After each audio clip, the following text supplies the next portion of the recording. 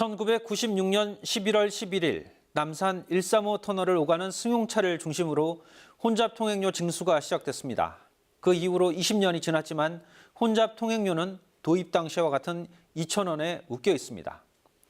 그동안 도심 교통 체증이 줄었느냐 따져보면 그렇다고 보긴 힘듭니다. 때문에 실효성이 없는 혼잡 통행료 제도를 재검토해야 한다는 주장이 수년째 제기되고 있습니다.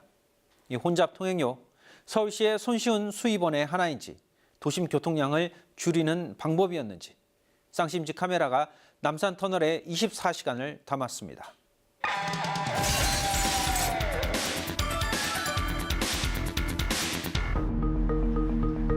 혼잡 통행료는 도심의 교통난을 해결하기 위해 교통 혼잡 지역을 지나는 차에 요금을 받는 제도로 서울시에서는 1996년 남산 135 터널에 처음 도입되어 20년째 시범 사업으로 시행되고 있다. 무엇보다도 그때 도심하고 특히 도심의 그 혼잡이 심해져가지고 일단 도심뿐만 아니라 강남 그래서 그 유출입 차량을 좀 통제할 필요가 있겠다. 아무래도 교통 혼잡이 점점 심해지니까 거기 좀 대처할 필요성이 있겠다. 그래서 시작하게 된 거죠. 네. 혼잡 통행료 시행 전 9만 대 수준이었던 남산 135 터널의 하루 평균 통행량은 시행 직후 1만 대 이상 감소했다가 현재 다시 비슷한 수준으로 돌아간 상태. 서울시 차량 등록 대수가 20년 전보다 증가한 것을 감안하더라도 혼잡 통행료 도입 취지와는 달리 통행료 징수로 인한 실효성은 없다는 비판이 점점 커지고 있는데 20년 동안 서울의 교통 상황에 따른 변화나 개선 없이 그대로 제도가 유지되면서 문제점으로 가장 많이 지적되는 것이 요금이다. 무엇보다도 처음에는 그 2,000원을 받다 보니까 교통량이 많이 줄었어요. 30% 정도 줄었었는데 일단 점점 사람이 적응해가는 거죠. 그리고 무엇보다 가장 중요한 거는 그 2,000원을 20년째 계속 받고 있는데 그러다 보니까 물가 상승률 감안하면은 실제로는 1,200원 수준뿐이 안 되는 거예요. 그러니까 800원 정도 인하 효과가 있다. 그래서 어떻게 보면은 교통량이 늘었다 이렇게 말씀드릴 수 있는 거죠. 예. 버스나 택시 요금 등 물가 상승률을 생각하면 혼잡 통행료의 체감 부담액은 3분의 1 수준으로 떨어진 셈.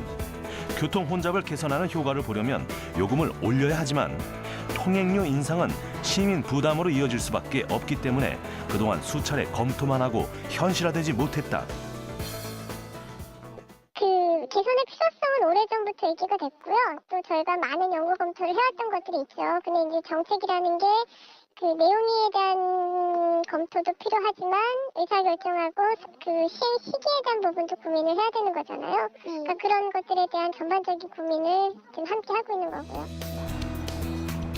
또한 수많은 도심 진입로 중 남산 135 터널에서만 혼잡 통행료를 받기 때문에 다른 우회도로를 이용하면 돈을 내지 않고도 통과가 가능할 뿐더러 혼잡 통행료는 한 번도 오른 적이 없는데 면제나 감면 차량만 늘어 형평성 문제도 제기되고 있다.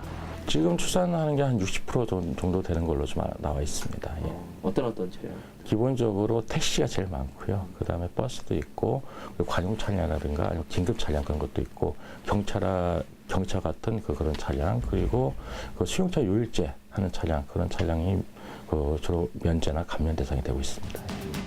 실제 혼잡 통행료를 지불하는 차량은 전체 통과 차량의 30% 수준으로 면제 차량인 택시나 버스, 화물차 등이 급격히 증가해 혼잡 통행료 징수 효과는 미미한 상황이다. 하지만 터널을 꼭 지나야 하는 인근 지역 중구와 종로구 주민은 감면 등의 혜택 없이 통행료를 내거나 우회 도로를 이용해야 해 통행권 제약이 크다는 불만도 끊이지 않고 있다. 지난해 중구의회는 혼잡 통행료 부과 지역의 거주 주민에 대한 감면 방안을 촉구하는 결의안을 만장일치로 통과시키는 등 혼잡 통행료 개선을 요구한 바 있는데 이것이 폐단이다 생각을 한 것이죠. 특히 중구민 같은 경우에는 단축된 거리로 그러니까 짧은 거리로 강남이나 용산이나 접근을 할 수 있는데도 혼잡 통행료가 2,000원이라는 돈이 부과가 되기 때문에 돌아서 갈 수밖에 없는 그런 실정이었죠. 서울시가 세외 수입으로 150억이라는 돈을 징수하기 위해서 계속 유지한다는 것은 문제가 있다라고 봅니다. 현재 도시교통정비촉진법 시행규칙에서는 혼잡통행료 부가지역 거주주민에게 통행료 감면을 고려하도록 하고 있다. 하지만 서울시 측에서는 일부 진입로에서만 요금을 받는 현재의 혼잡통행료 시행 형태로는 감면이 곤란하다는 입장. 그리고 이제 중구만 문제가 아니라 종로구는 용산구는 똑같이 지역적인 불편사항들을 얘기하시면 끝이 없는 거죠. 그래서 이렇게 런던처럼 이렇게 경계구역이 있어서 그 지역 내부에 있는 사람이면 감면해주고 이런 게 있을 텐데 중구 주민들이라도 신당동 주민들은 터널도 이용 안 하는데 그 역까지 깎을 거냐. 이 경계에 대한 부분도 법리적으로 구분이 불가능하다라는 게 또 법적 해석이기도 하고 그래서요. 그것도 쉬운 일은 아닙니다. 차량의 평균 통행 속도의 경우 2배 이상 향상되긴 했지만 단순히 통행료를 징수해서 나타난 결과가 아니며 교통 환경의 복합적 변화로 인한 효과라는 분석이다. 실제로 통행량이 많은 출퇴근 시간대의 경우 상습 정체로 인해 터널 지나기가 쉽지 않은데 급격한 차선 변경에 따른 사고 위험을 이유로 하이패스 차로를 설치하지 않아 상습 정체에 한몫을 하고 있다. 하이패스 차로에서는 영업소를 통과하는데 2초면 가능하지만 현금이나 교통카드로만 요금을 받는 곳에서는 15초 정도가 소요되기 때문에 차가 더 막힐 수밖에 없는 것. 한편 통행료가 해제되는 밤 9시가 가까워지면 돈을 아끼려고 일부러 서행하거나 갓길에 비상등을 켜고 정차하는 차량을 쉽게 발견할 수 있다. 지금 여기다 차 세워놓은 이유가 있나요? 2분 있으면은 네. 돈 안 냈을 때. 그래서 보통 이 시간대 통과할 때는 이렇게 한 2, 3분 정도 정차에 계신 거예요? 보통 이때는 잘 안 하고요. 이 시간대는 잠시 이렇게 정차에 계시나요? 예. 아, 그래요? 그 비용 요금 예, 예. 때문에요? 아, 예. 이런 모습들은 혼잡 통행료가 시행된 지난 20년간 계속되어온 풍경이기도 한데 교통 흐름을 방해하고 사고를 유발할 위험이 있지만 단속이 쉽지 않아 혼잡 통행료의 또 다른 폐해로 꼽히고 있다. 교통 체증을 줄이기 위해서 시작된 혼잡 통행료 제도가 당초 취지를 살리지 못하고 세수 충당의 수단으로 전락했다는 비판이 높습니다. 이 문제와 관련해서 서울시 의회 최판수르 의원 자리하셨습니다. 네, 안녕하십니까? 안녕하십니까? 네. 의원님께서는 이 교통위원회 소속이시죠? 예. 교통위원회에서 이 문제에 대해서 여러 가지 논의를 하셨을 것 같은데 예. 먼저 요금 인상이 타당한가라는 부분이 있을 것 같고요. 예. 두 번째가 이제 그렇다면 그간의 2,000원이라는 요금으로 인해서 말씀하신 이 통행량을 줄이는 그런 효과가 있었을까라는 두 가지 점에 대해서 말씀을 좀 부탁드리겠습니다. 먼저요. 요금 인상 문제는 제가 지금 3년째 지금 시의회에 들어와서 있는데요. 특히 제가 14년부터 제가 혼잡 통행료에 대한 어떤 불필요함을 네. 제가 느꼈고 또 거주민에 대한 어떤 면제를 해야 된다라는 어떤 규정이 있습니다. 그래서 제가 이제 혼잡 통행료를 폐지해야 된다는 주장을 했었고요. 또 네. 조례를 발의해 놓은 상태입니다. 그래서 요금 인상 문제는 아직까지 대두되질 않았고요. 개선을 해야 된다라는 주장은 시 집행부나 또 의회에서도 대두되고 있는 상태입니다. 어찌 보면 어쨌든 요금을 받고 있기 때문에 예. 그 터널을 이용해야 되는 사람들이 우회를 하거나 예. 아까 이제 보신 것처럼 밤 9시 이후에 이용하거나 이렇게 됐을 경우에는 분명히 통행량을 줄이는 효과가 있지 않나 이렇게 볼 수 있을 것 같거든요. 지금은 사실 통행량이 줄어든 원인은요. 혼잡 통행료를 징수해서가 아니고요. 네. 여러 가지 교통의 환경적인 부분들이 많이 바뀌었습니다. 신호 체계라든가 또 대중교통 활성화라든가 또 대중교통에는 지하철이 구석구석 들어가지 않습니까? 네네. 또 버스하고 환승제가 되기 때문에요. 대중교통을 이용하는 시민들이 그만큼 많이 늘어났고요. 또 많은 시민들이 승용차를 가지고 가면 고생한다라는 걸 알고 있기 때문에 의식 구조가 바뀌었다고 봐요. 그래서 대중교통을 많이 이용하지 않느냐. 이런 생각을 합니다. 교통량의 감소는 단순히 요금을 받는 것 때문이 아니라 교통 환경의 변화 때문이다. 여러 가지 이런 변화가 말씀이시네요. 있죠. 그리고 이제 남산터널 이용하시는 분들 입장에서는 왜 하이패스 시스템을 적용하지 않느냐? 안 그래도 이제 요금을 수납하는 이 과정이 좀 번거롭다라는 얘기를 하시는데 하이패스 시스템 도입 문제는 어떻게 보시는지요? 제가 그 부분에 대해서도 여러 번 그 교통본부에 그 지적을 했습니다. 규정에도 분명한 것은 하이패스, 그러니까 전자 자동 시스템으로 이렇게 하게 제도화 돼 있습니다. 네. 그런데 최초의 그 95년도 혼잡통행료 도입 시에 전자 징수 시스템을 도입하기 위해서 이제 기술 제한 공모를 했습니다. 그런데 그때 당시 그 전자 징수 시스템이 실용화되지 않았어요. 네, 예. 그래서 이제 현금 징수 방식으로 이제 우선은 했던 거예요. 그 이후에 이제 그 하이패스가 도입이 되면서 거기를 이용하는 그 운전자들이 하이패스를 도입해 주라는 어떤 그 민원들이 많이 있었죠. 그랬는데도 불구하고 서울시에서는 그 터널과 징수소에 그 너무 가깝고 또 징수소와 그 교차로에 가깝다라는 그 이유. 그래서 이제 혼잡통행료를 받으려면 이제 그 면제 차량과 또 돈을 내는 네, 그런 일반 차량과 일반 예. 차량이 뒤섞이지 않습니까? 이제 그런 어떤 그 엇갈림 구간이 이제 짧아서 안전사고에 문제가 있다라고 이렇게 얘기를 해서 서울시에서는 하이패스 도입을 안 했던 겁니다.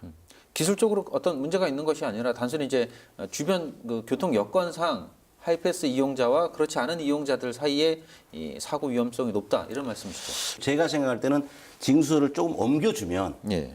충분히 하이패스를 도입해도 된다라고 봐지거든요. 그런데 여기에 따라 이제 비용이 많이 또 들어가게 되죠. 그러면 그 비용 절감을 하기 위한 하나의 방법이 아니냐 이렇게 생각을 하고요.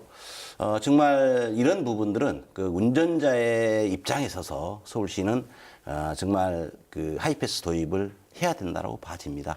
서울시가 말하는 공간에 대한 어떤 것은 약간 핑계거리에 불과하고 예. 비용적인 측면이 가장 크지 않나 이렇게 예, 분석을 하고 계시는데요. 예. 그렇다면 이제 그 예전에 이미 추진하셨던 예. 주변 지역 주민들에 대한 어떤 요금 감면 예. 이 부분에 대해서는 서울시가 보니까 좀 미온적인 반응인 것 같아요. 예, 그렇습니다. 서울시는 혼잡통행료 부가지역으로 이제 고시된 곳이 남산 135 터널과 연결 도로이기 때문에 감면을 해줄 수 없다, 고려할 수 없다 이렇게 돼 있어요. 예. 그래서 서울시에서는 이제 그 법률 자문을 구했습니다. 그래서 그 갑설은 서울시 주장이고 이제 을설은 부가지역으로 고시된 이제 도로 구간에 주변 영향권까지 넓게 해석해서 그 면제를 해줘야 나는 것이 이제 을설입니다. 어쨌든 그런 주장은 현재 서울시에서 받아들이고 있지는 않는 거죠. 그렇죠. 예. 그 중구 의회에서도 이 문제와 관련해서 보니까 이제 의견서를 제출하고 예, 했었는데 예, 예. 어쨌든 서울시에서는 좀 부정적인 반응인 예, 거고요. 예, 예. 그렇다면 현재의 이 혼잡통행료 자체가 문제다라는 의견에 대해서는 어떻게 보시는지. 이 사실 남산을 둘러싸고 있는 많은 도로들이 있기 때문에 굳이 135 터널이 아니더라도 도심에 진입할 수 있는 방법은 많이 있지 않습니까? 그렇죠. 결국은 지금은 이것을 요금을 부과한다고 해서 예. 이 혼잡도가 낮아지지는 않는다 이런 얘기거든요. 저는 그렇게 생각을 합니다. 이제 우회 도로가 많이 있고요. 네. 그리고 제가 지적을 했던 부분들이 이제 전자식 징수 시스템. 지금은 돈을 내거나 아니면 그 카드를 테크해서 네, 가는. 그러다 보니까 그 징수소 부분에서 오히려 그 정체가 되는 이런 현상들이 벌어지고요. 또 거기를 지나서 그 이제 3호터널 같은 경우는 신세계백화점이 있습니다. 또 면세점이 있습니다. 그러다 보니까 거기에 그 신호 대기하는 차량들이 많다 보니까 또 그 지체가 좀 많이 되죠. 또 그런 데다가 서울역 공원화 사업을 하고 있지 않습니까? 네네. 그래서 지금 현재 공원화 사업과 연계해서 도로 다이어트를 하고 있습니다. 서울시에서. 예, 예. 그렇게 되면 차선을 줄이는 건데요. 이런 영향들도 그 정체를 유발하는 하나의 원인이 되지 않겠느냐 이런 생각을 해봅니다. 터널을 지나는 교통량보다는 예. 주변 상태가 이미 그렇죠. 교통 정체를 일으키고 있기 때문에 그것은 예. 이쪽 차량 이용자들의 예. 원인이 아니다 예, 이렇게 예. 보시는 건데요. 예, 예. 네, 혼잡 통행료가 20년간 유지되면서 제도에 대한 검토가 필요하다는 데는 전문가든 서울시든 시의회든 이견이 없는 듯합니다. 하지만 통행량을 줄이기 위한 방법으로 요금 부과가 적절한 것인지에 대해선 입장 차이가 있는데요. 다른 나라의 혼잡 통행료는 어떤 방식으로 적용이 되고 있는지 비교 분석해봤습니다. 혼잡 통행료 개선을 위해서는 요금 체계의 변화가 시급한데 대안으로 꼽히는 것이 시간대별로 교통량에 맞게 다른 요금을 받는 차등 요금제다. 미국 캘리포니아와 스웨덴 스톡홀름 등에서 시행되고 있는 방식이다. 기본적으로 혼잡 정도가요, 그 시간대별로 차이가 많이 나요. 근데 기본적으로는 그런 교통량에 비례해서 그 혼잡 통행료 부과하는 게 맞다고 생각하고요.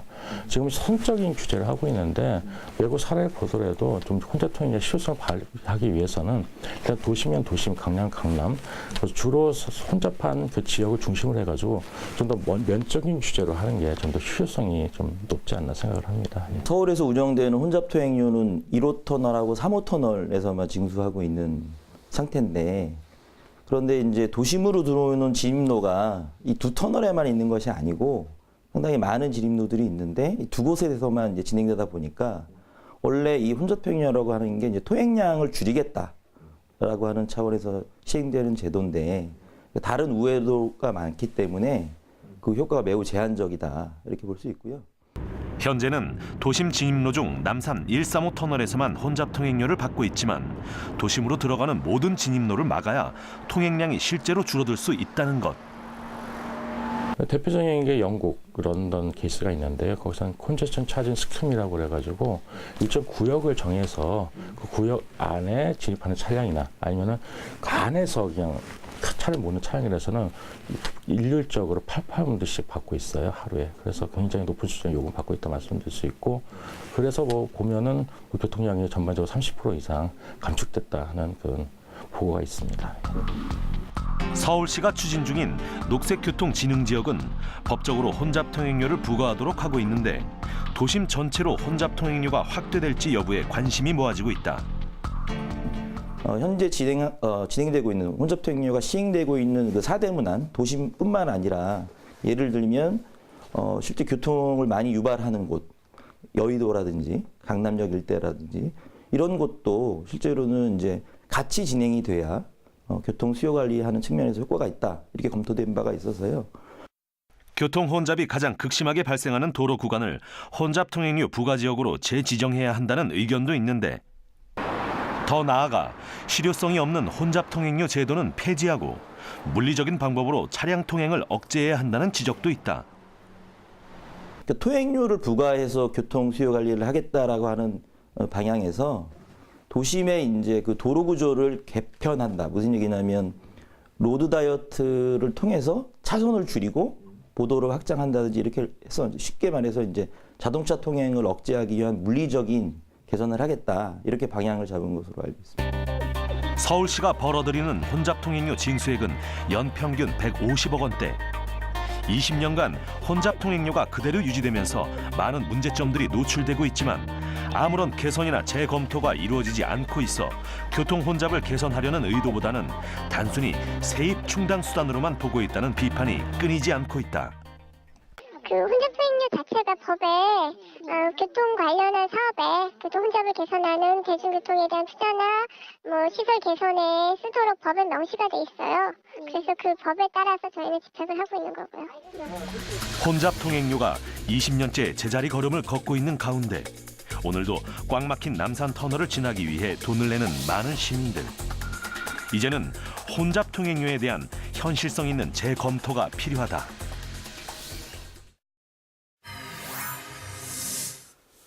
네, 의원님. 혼잡 통행료와 관련해서 개선을 좀 해야 된다는 여러 가지 의견이 있었지만 최근에는 의원님께서 이제 혼잡 통행료 자체를 폐지해야 된다라는 조례 개선을 지금 추진하고 계신 걸로 알고 있는데요. 예, 어떤 제가 내용이죠? 그 거주민에 대한 그 면제를 해야 된다라는 것은 조례를 이미 그 발의한 상태고요. 네. 전체 폐지하는 부분은 제가 내년 6월 30일까지 그 한시적으로 운영을 하고 어떤 제도 개선이라든가 어떤 방안이 나오질 않을 때는 제가 그 조례 개정을 추진하려고 합니다. 1996년 11월 11일이었죠. 이게 이 혼잡 통행이 예, 처음 예. 시작된 게. 예. 그리고 지난 11월 11일이 딱 만 20년이 되는 날이었는데요. 예, 예. 공교롭게도 이날이 서울시의회 도시교통위원회에서 행정사무감사가 있었던 날이에요. 예, 예, 예. 분명히 이 문제가 쟁점으로 떠올랐을 예, 예, 텐데요. 예, 예. 어떤 얘기들이 오갔습니까? 예, 서울시는 이제 교통 혼잡을 유발하는 대형 시설물에 대해서는 교통 유발 분담금을 부과하고 있습니다. 네. 그런데 시는 최근 그 3년 동안 정확한 그 효과도 검증하지 않고 그 교통 유발 분담금을 그 감면해 줬습니다. 결론은 대기업에게는 감면을 해주고 시민들에게는 20여 년 동안 부과하는 네, 네. 그 남산 135 터널의 혼잡 통행료에 대해서 그 대한 정책이 그 문제가 있다라는 지적을 했습니다. 네, 이 행정사무감사에서 또 다른 얘기도 오갔지 않습니까? 이 녹색교통진흥지구라는 예, 개념이 예. 언급이 됐었는데 녹색교통진흥지구라는 개념은 예. 지금처럼 이렇게 드나드는 차량이 아니라 그 안에 예. 있는 모든 차량에 요금을 부과한다 이런 개념이지 않습니까? 그렇죠. 지금까지는 남산 135 터널은 그 어떤 그 선으로 혼잡 통행을 받는다면 이제 녹색 진흥 지역을 그 선포를 하면 면으로 받는 겁니다. 네, 네. 그러다 보니까 이제 뭐 사대문 안이라든가 도성안을 이제 생각하고 있을 건데요. 그렇게 되면 혼잡 통행료를 받지 않고 녹색 진흥 지역을 지정을 한다면 과연 이 그 정책이 성공할 수 있겠느냐? 여기에는 도성 안에는요 몇십만 명의 상인들이 있습니다. 그렇죠. 네. 이분들이 출퇴근하며 또 그분들로 하여금 오는 손님들이 많을 건데 이분들의 어떤 그 사업에 어떤 영향이 분명히 있을 거라고 봐요. 그래서 이분들과의 어떤 공감대 형성이 이루어져야 된다고 보고요. 또 반드시 혼잡 통행료를 징수를 하지 않는다면 과연 이 사업이 제대로 될 것인가?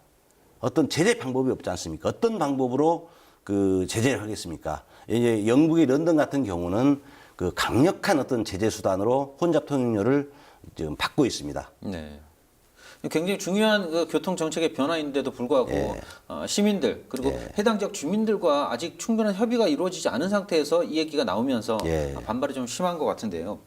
녹색교통진흥지구라는 개념에서 봤을 때 이것이 국내에 우리나라에 과연 도입이 돼야 될까라는 예. 부분에 대해서는 어떤 입장이신지.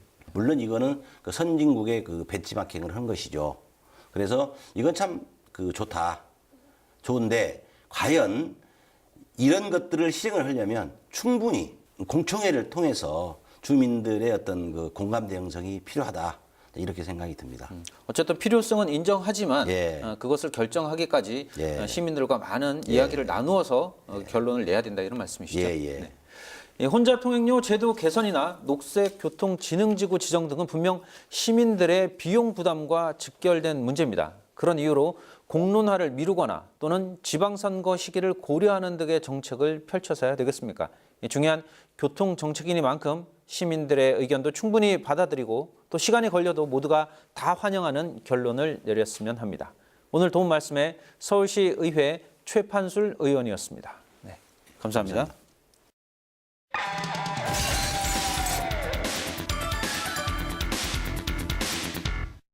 혼잡 통행료 징수가 시작된 1996년 서울시의 자동차 등록 대수는 210만 대였습니다. 이후 자동차 수는 급격한 증가세를 보이며 지난 2014년에 300만 대를 넘어섰습니다. 그리고 목적지를 찾는 방법도 지도가 아닌 내비게이션이 스마트폰이 활용되고 있습니다. 그러니 20년 전 도입된 혼잡 통행료, 지금 교통 상황에 맞는 제도로 바꾸는 것이 당연하지 않을까요? 그리고 또 한 가지, 관광 활성화를 위해서 우리의 도심 곳곳엔 관광 버스들이 불법 무단 주정차를 일삼고 있는 현실입니다. 교통체증을 줄이기 위해선 승용차만 억제해서 될 문제가 아닙니다. 오늘 순서 여기까지입니다.